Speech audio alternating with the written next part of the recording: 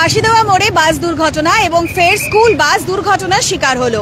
একেবারে ফাঁসিদেওয়া মোড়ে আজ কিছুক্ষণ আগে প্রায় 1 ঘন্টা 1.5 ঘন্টা আগে এই দুর্ঘটনা ঘটে।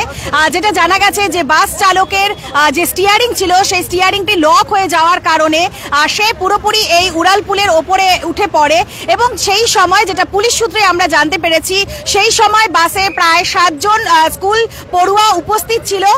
যদিও কম বেশি জখম হয়েছে তারা, তবে কোনো হতাহতের খবর নেই এমনটাই কিন্তু আমরা পুলিশ সূত্রে জানতে পেরেছি।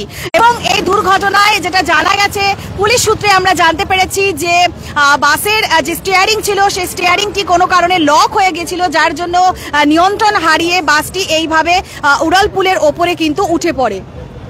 আপনারা কি কেউ ছিলেন তখন? আপনারা কেউ ছিলেন না।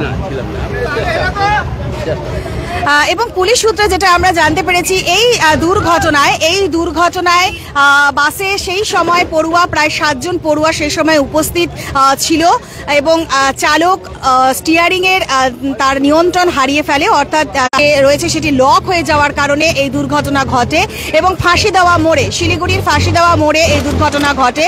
এই মুহূর্তে ক্রেনের মাধ্যমে বাসটিকে এখান থেকে সরিয়ে নিয়ে যাওয়া হচ্ছে। এবং আবারও বলবো যে একটি বেসরকারি স্কুলের বাস দুর্ঘটনার শিকার হয় আজ ফাঁসিদেওয়া মোড়ে এবং এই দুর্ঘটনায় হতাহতের খবর না থাকলেও জখম হয়েছেন। কারণ যেটা আমরা পুলিশ সূত্রে এক্ষুনি জানতে পারলাম যে সেই সময় বাসে প্রায় 7 জন পড়ুয়া উপস্থিত ছিল, যদিও হতাহতের কোনো খবর নেই। ফাঁসিদেওয়া মোড়ে এই দুর্ঘটনা, স্কুল বাস দুর্ঘটনা এবং একটি বেসরকারি বাসের দুর্ঘটনা।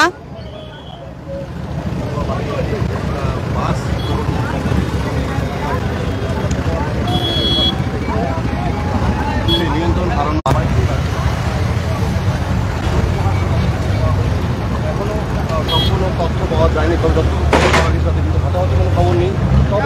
নিয়ন্ত্রণ হারিয়ে যে বাসটি কার্যত ধাক্কা মারে তাতে কিন্তু যেটা আমরা পুলিশ সূত্রে জানতে পেরেছি স্কুল বাস একটি বেসরকারি স্কুল বাস এবং সেই স্কুল বাসটিতে সেই সময় বেশ কিছু পড়ুয়া ছিল, পড়ুয়ারা জখম হয়েছেন। হতাহতের খবর নেই এবং তাদেরকে স্থানীয় উত্তরবঙ্গ মেডিকেল কলেজ হাসপাতালে চিকিৎসার জন্য নিয়ে যাওয়া হয়েছে। তবে তার পাশাপাশি এই মুহূর্তে বাসটিকে ফাঁসিদেওয়া মোড়ের যে উড়ালপুলে এতক্ষণ এই বাসটি ঝুলেছিল সেই বাসটিকে এখান থেকে নিয়ে যাওয়া হচ্ছে ক্রেনের মাধ্যমে।